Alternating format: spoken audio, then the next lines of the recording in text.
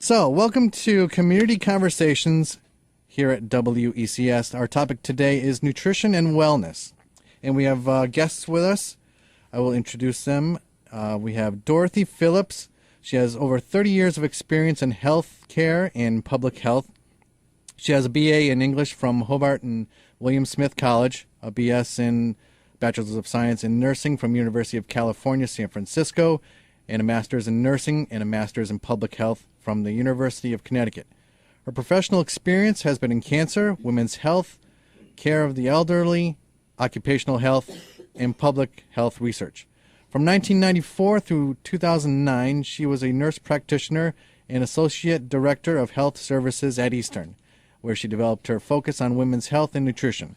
She began her teaching career at Eastern in 2001. Shoshana Levinson is a nutritionist and wellness coach. She received her Master's of Science degree in nutrition from the University of Bridgeport and began her private practice. Shoshana has worked with integrative medical doctors over the years and has increased her knowledge of using the natural and complementary protocols with people to naturally balance physiology. The emphasis of her work has been on using dietary balance and nutritional supplements for disease prevention and individualized recommendations for medical conditions. Many of her clients come to her after their physician suggests pharmaceutical treatment for a health issue. And Ernest Koschmieder is the Director of Food and Nutrition for Windham Public Schools. He is a graduate of Southeastern Regional Vocational School, majoring in culinary arts. He was the Food Service Director for General Dynamics from 1983 to 98, a former owner of Diamond Food Group with 1 restaurant and 3 cafeterias, as well as a catering company serving southeastern Connecticut and Rhode Island. Ernest has 27 years of professional food service experience. He's a member of the School Nutrition Association of Connecticut. Okay, so we're going to basically raise a couple issues, and we'll have our panel here talk about the issue from their perspective, and later on we'll open up the phone lines and you can call and ask a question or pose a question. I'm going to start off the issue of changing society. Have changes in society such as shift to a dual income household or eating on the run, conditioning that we have to double up or supersize our burgers, fries, and drinks. Has all that had an impact on our nutrition and wellness? I'd like to go first to Dorothy. Thank you, Mark. And I think these changes have had profound effects on our nutrition, mostly because people simply don't have the time to prepare food anymore. And a lot of us remember growing up, in the home we had a primary person taking care of us who would prepare food, often from scratch. That's often not the case anymore, and many people are growing up now without having someone in their family who really knows how to cook and to prepare food from fresh ingredients.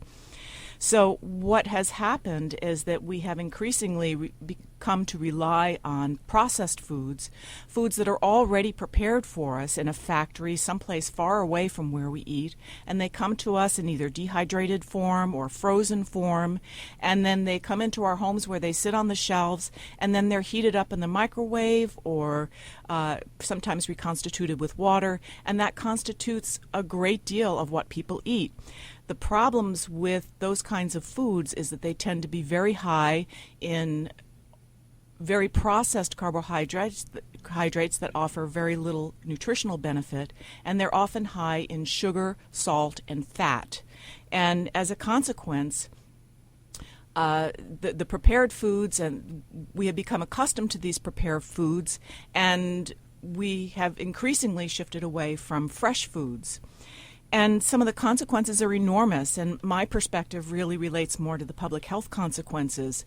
The Centers for Disease Control came out last week with an estimate that approximately a third of the children born today will have diabetes by the time they're adults.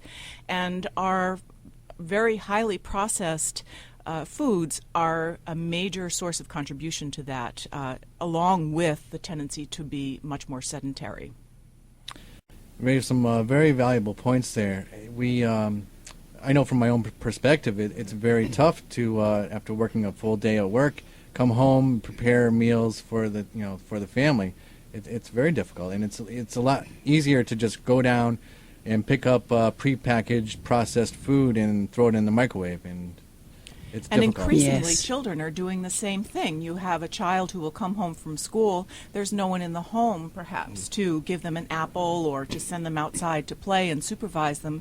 So maybe that child is going to the microwave and putting in a mac and cheese, which is one of the worst things a child can eat, before dinner even. And or just picking up candy or something that's easy for them to eat. Yes, and I'd like to add that it is also problematic because what we end up doing is eating out, fast food. That So much easier. and well, but the consequences are enormous. I mean, the idea that 33% of we, the people, could have diabetes and type 2 diabetes. We're talking about diabetes caused by obesity. We're seeing children, teenagers, with heart disease and atherosclerotic plaque right now. It's unprecedented. And I think the good news is that our food is the way out of the problem, just as Yeah. it was the way in. What can we do from a school perspective to help children eat more healthy? Absolutely, Mark. One of the main focuses at the Wyndham Public Schools is exactly what the ladies have just touched on. Especially like Dorothy mentions. Today the parents and stuff they're all dual income families and stuff. So of course families need to get going in the morning. There's nobody really there to prepare fresh breakfasts anymore. So it becomes our jobs now really at the school level. When the students arrive, what we've tried to do this year now is we have switched over all of our like pancakes and waffles and stuff. We do whole grains now. We're introducing a lot more wheat products than ever before when we all went to school. I can honestly say that like at a typical breakfast at the Wyndham Public Schools, for our elementary school level children is one day it would be a nice blueberry whole grain pancake, and with that we serve fresh fruit. We've gotten away from a lot of canned fruit cocktail and peaches and pears that are loaded in the heavy syrups and the light syrups. We've gotten away from a lot of that. We use applesauce now that is unsweetened.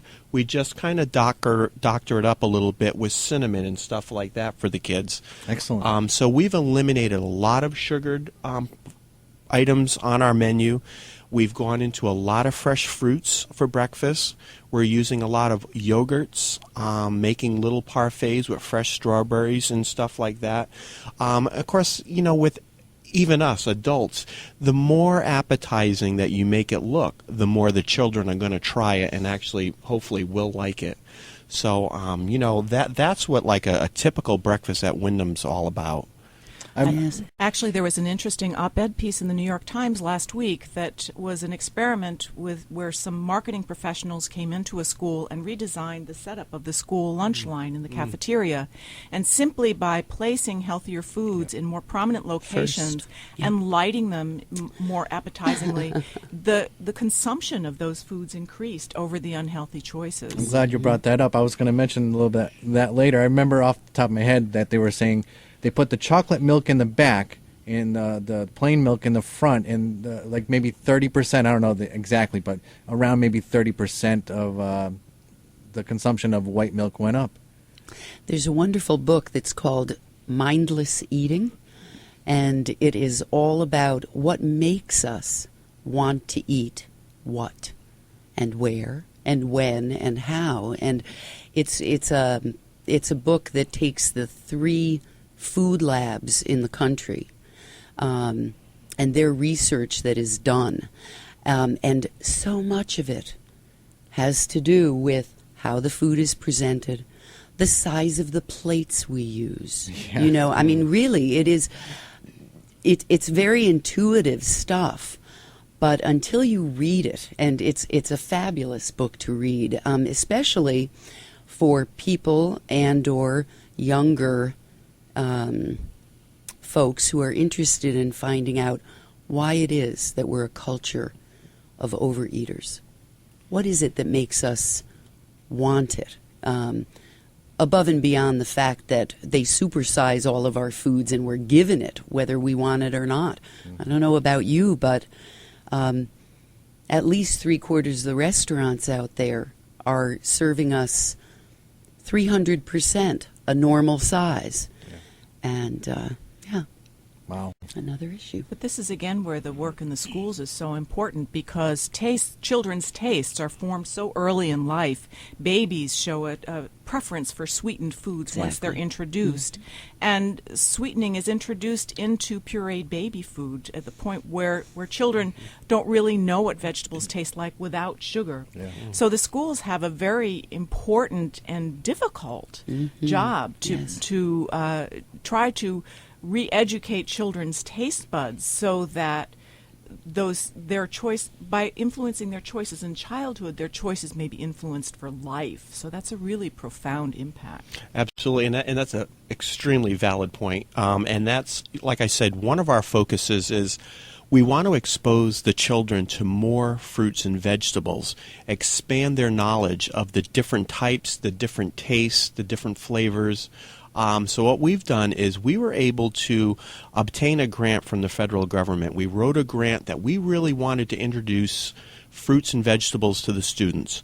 So what we do now, Monday through Friday, is for snack time. It's different from breakfast. It's different from lunch. It's their snack time. Because what we were noticing at the end of last year is a lot of the families, again, being in the economic times that we're in, a lot of families, for their snacks for their kids, are trying to get the most for the buck. Yep. Well, that really excludes a lot of fresh fruits and vegetables. Right. So what the kids are coming in with now are these loaded, heavily sugared little 6-packs of Oreos. They're coming in with these little 3 and 4 packs of high sugared, no wheat, no grain, nothing type cookies.